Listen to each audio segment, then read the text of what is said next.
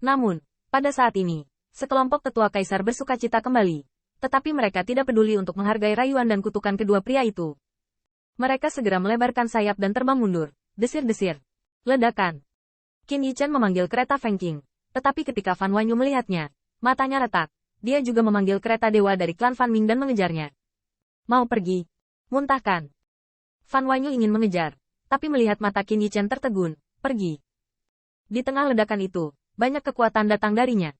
Ada api ilahi di langit dan angin dingin yang menggigit. Bahkan Fan Wanyu merasa bahwa kapalnya di luar kendali, mengambang secara acak di antara bintang-bintang.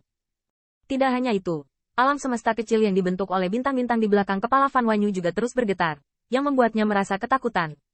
Bagaimana ini mungkin? Dia adalah seorang jenius yang sangat sulit ditemukan dari klan Fan Ming. Itu bahkan lebih diberkati oleh para leluhur, memiliki langit berbintang yang indah, sarana untuk melawan bintang-bintang. Namun, kekuatan Qin Yichen di saat pertarungan barusan membuatnya berkedip dengan bintang, terang dan gelap, seolah-olah dia jatuh dalam kerugian.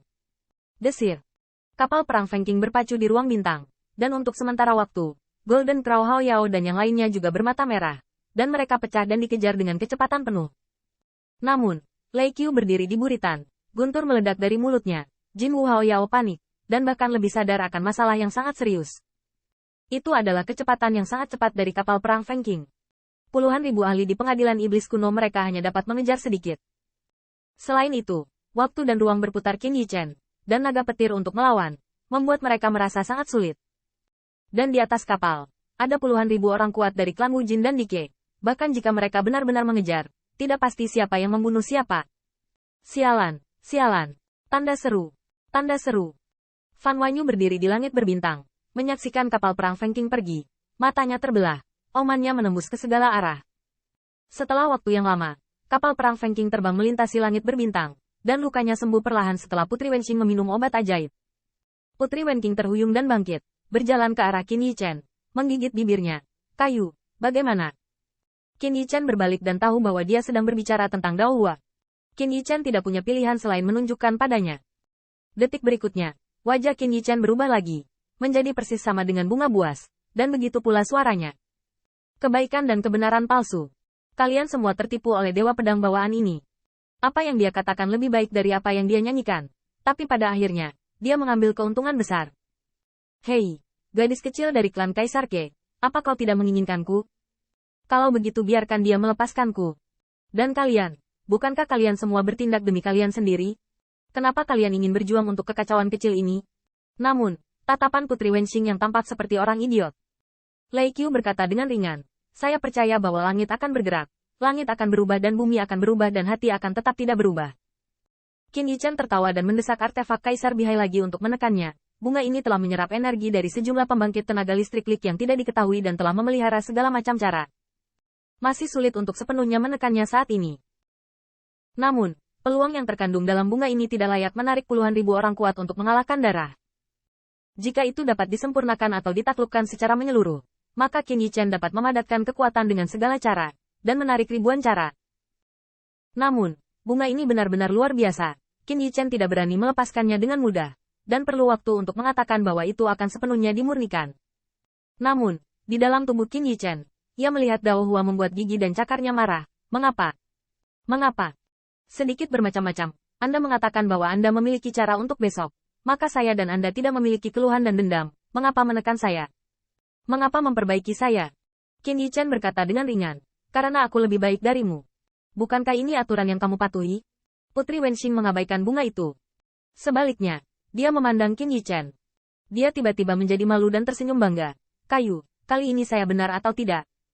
Sungguh, setelah menikahi Anda, semua manfaatnya adalah Anda. Itu dia. Qin Yichen tersenyum. Bukankah milikku milikmu? Nada berminyak. Putri Wenqing mendengus. Pencemaran nama baik di perutnya menjadi semakin lama saat kayu memasuki dunia. Dan itu benar-benar tidak mudah untuk dibodohi. Namun, ini juga bagus. Dan Jin Jiayu juga tersenyum dan berkata, Sepupu, klan Ujinku kali ini. Tetapi untuk hidup dan matimu, kamu harus bersikap baik kepada Wenqing. Atau jika kami tidak menjagamu, ibu tidak akan membiarkanmu pergi. Qin Yichen tersenyum dan membalas sopan santun. Pasti. Tetua klan Dike juga tertawa. Dan tiba-tiba berkata dengan wajah lurus. Tianxing, tulang tua kita sudah cukup untuk setia. Tapi ketika sampai di depan, jangan melihatmu. Paman saya dari klan Kaisar Ke. Tetapi kali ini saya mendapat keuntungan besar.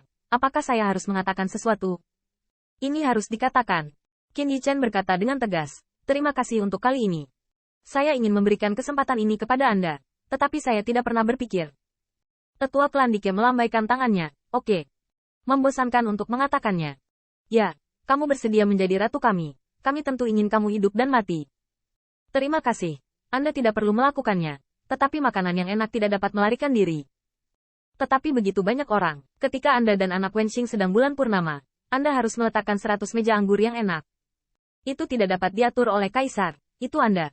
Baris. Qin Yichen tersenyum dan mengangguk. Pasti. Putri Wenqing berkata dengan malu. Apa yang harus dikatakan? Sungguh tidak masuk akal. Kamu bahkan tidak memikirkan siapa nama anak itu, kan? Qin Yichen kaget, dan saling memandang dengan Putri Wenqing. Tetapi rasa malu menghindar sebelumnya hilang. Sebaliknya, yang terakhir tersenyum manis setelah merasa malu. Hanya saja Putri Wenqing penasaran. Wood, saya malu. Kami semua tertarik dengan dupa itu pada saat itu. Dan saya bahkan berpikir tentang. Singkatnya, bagaimana Anda menolak dupa, dan hati Dao tetap tidak tergerak. Qin Yichen menghela nafas di dalam hatinya. Tetapi tanpa mengubah wajahnya. Dia menjelaskan. Oh, itu saja. Sebelumnya, ketika Kong Wu dan saya menjelajahi Taosu, kami mengalami periode waktu dan pesawat ulang-alik.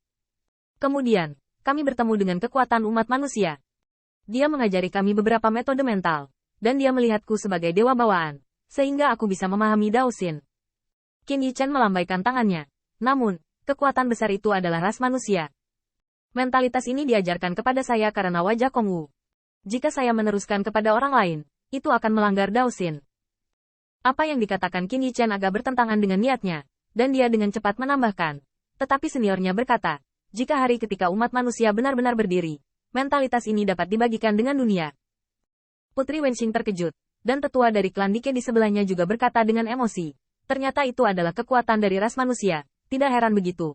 Seolah-olah, tidak peduli seberapa tertekannya ras manusia sekarang, tidak ada keraguan tentang kemuliaan ras manusia.